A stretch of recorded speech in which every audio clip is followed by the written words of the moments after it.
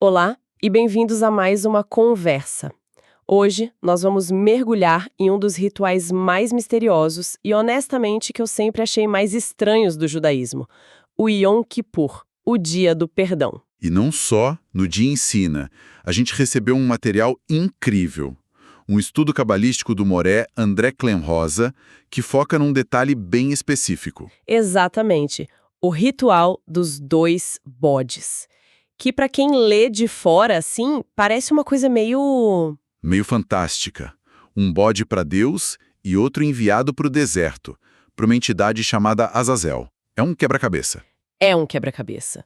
E a nossa missão hoje é justamente essa, sabe? Montar esse quebra-cabeça. Vamos deixar um pouco de lado a leitura literal do livro de Levítico? E tentar entender o que os cabalistas enxergam por trás. Isso, por trás dos símbolos, dos números, das parábolas. O objetivo é descobrir o que esse ritual de milhares de anos pode nos ensinar sobre a nossa própria mente, sobre o nosso ego. E sobre o caminho para um equilíbrio interior. Então vamos direto ao ponto que me deixou mais curiosa. Porque num dia mais sagrado do ano, um dia de pura conexão, o ritual principal envolve basicamente alimentar uma força que a própria tradição associa ao negativo. Essa é a pergunta de $1 milhão. E a beleza da Kabbalah está justamente em nos dar uma nova lente para enxergar isso. Ela nos convida a ler a Bíblia não como um livro de história, Mas como um mapa. um mapa da consciência humana. Exato. Cada palavra, cada ritual é um diagrama. E o ritual dos dois bodes talvez seja o exemplo mais claro disso. Não se trata de um sacrifício para agradar um demônio do deserto. Não mesmo. É uma tecnologia espiritual. É quase como um manual de instruções para a gente lidar com aquela briga interna que todo mundo tem, sabe? Aquela voz que te puxa para um lado e a outra que te puxa para o outro. Gostei da ideia de manual de instruções. Então vamos começar a ler esse manual. Sabe, uma coisa que me pegou de surpresa na fonte foi o ponto de partida de toda a discussão. A seção da Torá sobre o dia mais sagrado do ano começa com as palavras Aharei Mot, que significa após a morte. Parece incrivelmente pessimista, né? Imagino que a gente precise olhar mais fundo nisso. Com certeza. Na superfície, está falando da morte dos filhos de Araram, que morreram ao trazer uma oferenda inadequada. Mas para um cabalista, nada é por acaso. Nunca é. Eles olham para as letras iniciais da frase. Aleph, de Aharei, e Mem, de Mot. E o contexto espiritual da passagem sugere uma terceira letra, a Shin. Juntas a gente tem Aleph, Mem e Shin. Ok. E o que essas letras têm de especial? Na Kabbalah, essas não são letras quaisquer. São as 3 letras mães do alfabeto hebraico. Elas são tipo os blocos de construção elementares de toda a criação. O DNA espiritual do universo? Algo assim? Exatamente. Representam as forças primordiais, ar, água e fogo. Então, quando o texto começa com essas letras escondidas, é um sinal piscando em neon que diz: atenção, não estamos falando de um evento histórico. Estamos falando das leis fundamentais do cosmos. Isso. Uau. É uma chave de leitura que muda completamente a perspectiva. A morte deles não é o tema, é o gatilho. E por falar em códigos, a análise do More Rosa faz uma conexão que à primeira vista parece aleatória, entre vinho, yain em hebraico, e segredo, sod. O que uma coisa tem a ver com a outra? O fascinante aqui é uma ferramenta cabalística chamada Gemátria. A dos valores numéricos. Essa mesma. Cada letra hebraica tem um valor. E o que acontece é que tanto yain, que é vinho, quanto sod, que é segredo, somam exatamente 70. 70. Ok. O que a fonte nos convida a perceber é que o vinho que levou à morte os filhos de Aharon não era álcool, era uma overdose de luz espiritual. Uma overdose? Como assim? Eles tentaram se conectar com uma energia de misericórdia tão pura, tão intensa, que eles não conseguiram suportar. O corpo deles não aguentou. Então, eles receberam uma carga de energia para a qual não tinham um recipiente preparado. Exatamente. Imagina tentar beber água direto de uma mangueira de incêndio. A força era tão pura que o sobrecarregou. O segredo, o sódio de valor 70 que eles não entenderam, era sobre equilíbrio. Era a necessidade de ter um copo, um recipiente, para receber essa luz. E isso nos leva direto ao protagonista do nosso ritual, o bode. O bode, a palavra hebraica usada é seir, e o estudo enfatiza que essa escolha é a chave de tudo. Não é um bode qualquer. Certo. E por que a palavra seir é tão importante? Porque seir significa peludo. E no texto bíblico, o personagem mais famoso descrito como peludo é... Esau, o irmão de Jacó. Exato. E na simbologia da Cabalá, Esau não é apenas uma figura histórica. Ele é o arquétipo do ego na sua forma mais bruta. Ele representa o julgamento, a impossibilidade e, o mais importante, o desejo de receber apenas para si mesmo. Entendi. Então, quando o ritual escolhe um seir, um bode peludo, ele está deliberadamente escolhendo um símbolo vivo dessa força egoísta que todos nós carregamos. O ritual está pegando o nosso ego pela mão para trabalhar com ele. Ok, isso faz muito sentido. O bode é o nosso egoísmo em forma de animal. E isso nos traz de volta a grande questão. Por que no dia mais santo do ano, nós pegamos esse símbolo do ego e o alimentamos, enviando-o para Azazel? A fonte usa uma parábola do Zohar, o livro fundamental da Cabala, para explicar isso, e eu achei genial. A parábola é a chave que abre essa porta. Imagina a cena. Um rei quer dar uma grande festa para o seu único filho. O rei é o criador, o filho somos nós, a nossa alma. Isso, a alma ou o povo. Mas tem um problema. Existe um oficial de justiça no reino, um acusador. Na Cabala, esse acusador, o Satã, não é uma figura externa com chifres. Não, ele é interno. Ele é a personificação da nossa própria consciência crítica. A voz do nosso ego, que está sempre buscando nossas falhas para nos acusar, para dizer que a gente não é digno. Aquele crítico interno que nunca cala a boca. Conheço bem. E na história, o rei sabe que esse oficial vai aparecer na festa. Ele sabe, e sabe que ele vai chegar com uma lista de todas as dívidas e erros do filho e vai estragar o momento, dizendo que o filho não merece o amor do pai. Então o que o rei faz? Em sua sabedoria infinita, ele dá uma ordem surpreendente. Ele diz: preparem um banquete magnífico, separado apenas para o oficial de justiça. E quando o oficial chega, pronto para acusar, ele vê aquela mesa farta só para ele. E na arrogância dele, ele pensa: ora, veja só, parece que eu sou o convidado de honra aqui. Claro, ele se senta, come, se farta, fica satisfeito e vai embora, ocupado demais com a sua própria importância para se lembrar de acusar o filho. Isso deixa o rei e o filho em paz. Que imagem poderosa! Então o bode enviado para Azazel é, simbolicamente, esse banquete para o acusador. É isso. Não é um suborno para o mal, é uma estratégia para distrair e neutralizar nosso próprio sabotador interno. Exatamente isso.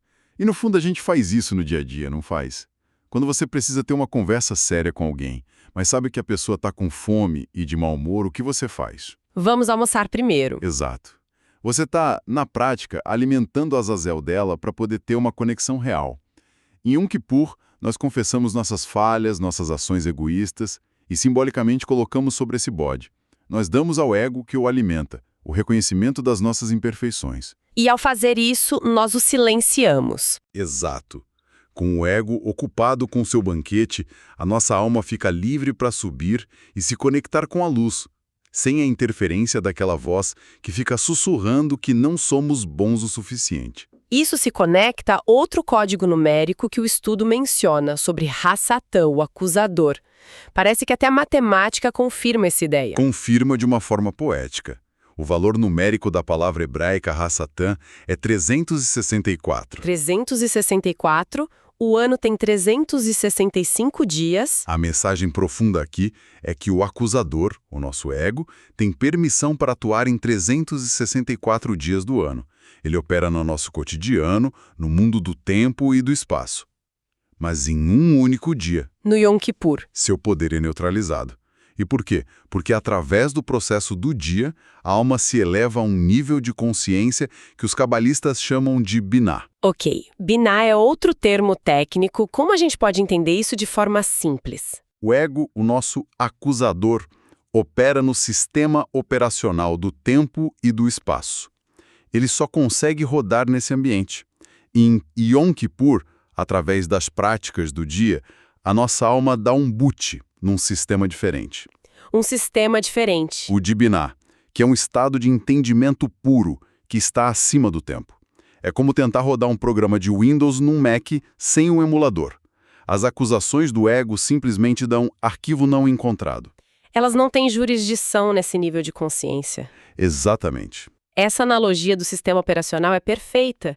A gente muda de plataforma por um dia e o vírus do ego não consegue rodar. Ok, a parábola e a parte conceitual fazem muito sentido, mas como as ações físicas do Yom Kippur, o jejum, não usar sapatos de couro entram nessa equação? Como não comer ajuda a silenciar o ego? Ótima pergunta. Cada uma das 5 proibições do dia, não comer, não beber, não se lavar, não se ungir e não usar sapatos de couro, não é sobre causar sofrimento. É sobre engenharia espiritual. Engenharia espiritual? É como se a gente tivesse 5 cabos principais nos conectando ao mundo físico, a nossa realidade material, que a Kabbalah chama de Malhut. Em Yom Kippur, a gente desconecta esses cabos um por um. Para que a alma possa flutuar mais livremente. Isso. O jejum não é sobre fome, é sobre desligar o cabo da nutrição física para abrir um canal para a nutrição espiritual. Cada privação corresponde a uma das sefirot, os centros de energia da árvore da vida. Ah, claro. Não comer nos desconecta da necessidade de hesed, misericórdia, no nível físico. Não beber, de gevorá, rigor. Não se lavar, de tifirete, equilíbrio. E assim por diante até chegar a não usar sapatos de couro. Que é o nosso contato mais direto com a animalidade e a terra. O cabo mais grosso que nos prende a Malhut. Por um dia, a gente libera a alma de suas âncoras mais pesadas para ela poder acessar aquela frequência de Binah. É como colocar o corpo no modo avião para que a alma possa se conectar ao Wi-Fi espiritual sem interferência. E para fechar o ciclo de símbolos, a fonte nos traz um que parece ter saído do nada, a formiga, Nemalá em hebraico. O que uma formiga está fazendo nessa história toda? A formiga, segundo o estudo, é o modelo perfeito do trabalhador espiritual. Tem um verso em Provérbios que diz: Olha para os seus caminhos e sê sábio. Exato. E a fonte esclarece que o preguiçoso aqui não é quem evita o trabalho físico, mas quem negligencia o trabalho da alma. E as formigas são o exemplo ideal. Elas trabalham em unidade perfeita, como um único organismo. Ninguém é mais importante que o outro. Ninguém. Elas anulam completamente o ego individual em prol do bem-estar do formigueiro. É um sistema de doação pura. É um chamado à ação coletiva a anular o nosso individualismo. E sendo um estudo cabalítico, eu vou arriscar um palpite. A palavra formiga tem um código numérico por trás, não tem? Sempre. A gimátria de Nemalá, formiga, é 125. E esse número não é aleatório. Claro que não. Ele representa o número exato de degraus de elevação espiritual que a alma precisa subir para alcançar sua correção final. O cálculo é complexo, envolve 5 mundos espirituais, 5 níveis de alma, 5 sefirot principais. O resultado é 125. O resultado é 125. A formiga não é só um símbolo de trabalho duro, ela é um mapa de todo o caminho espiritual. Cada pequeno esforço é um passo nessa subida. Incrível! Então, vamos amarrar tudo isso. O ritual dos 2 bodes, que soa tão arcaico, é, na verdade, uma peça de tecnologia espiritual de altíssima precisão. É um método. Um método para a gente olhar para o nosso ego, o nosso desejo de receber só para si, reconhecê-lo, isolá-lo e neutralizá-lo por um tempo. Para que a nossa essência possa se reconectar com sua fonte. E a verdadeira techuvá, o retorno, não é só pedir desculpas, é um processo ativo de reprogramar a nossa natureza. De recepção para doação, exato. E a fonte termina com uma conexão que eu acho muito forte com a figura de Jó. O sofrimento de Jó, na visão cabalística, é o que acontece quando o ego se torna tão endurecido, tão inflexível, que a vida precisa quebrá-lo à força para que a luz possa entrar. É uma correção dolorosa, que vem de fora para dentro. E o que o Yom Kippur nos ensina É a fazer esse processo voluntariamente, de dentro para fora.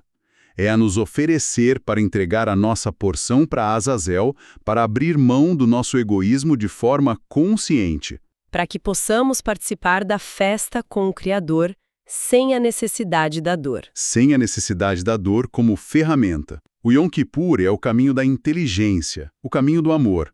É a oportunidade anual de fazer um reset voluntário. Enquanto o caminho de Jó seria o que acontece quando nos recusamos a fazer esse reset. O sistema trava, forçando uma reinicialização dolorida. O ritual nos ensina a não esperar o sistema travar. Ele nos dá a ferramenta para proativamente identificar a parte de nós que causa os bugs e colocá-la em quarentena. Para que todo o sistema possa se atualizar. E voltar a funcionar de forma mais harmoniosa. Isso nos deixa com um pensamento final para refletir. A fonte descreve o ritual como essa estratégia de alimentar o ego para silenciá-lo. Se a gente trouxer isso para a nossa vida moderna, para o nosso cotidiano, fora de qualquer contexto religioso, qual seria o nosso bode para Azazel no dia a dia? Que parte do nosso desejo de receber só para si, seja a necessidade de estar certa, o orgulho, a reatividade, nós podemos reconhecer, nomear e conscientemente decidir colocar de lado, mesmo que por um instante, para permitir uma conexão mais clara e genuína, seja com outra pessoa, com um projeto ou com algo maior dentro de nós.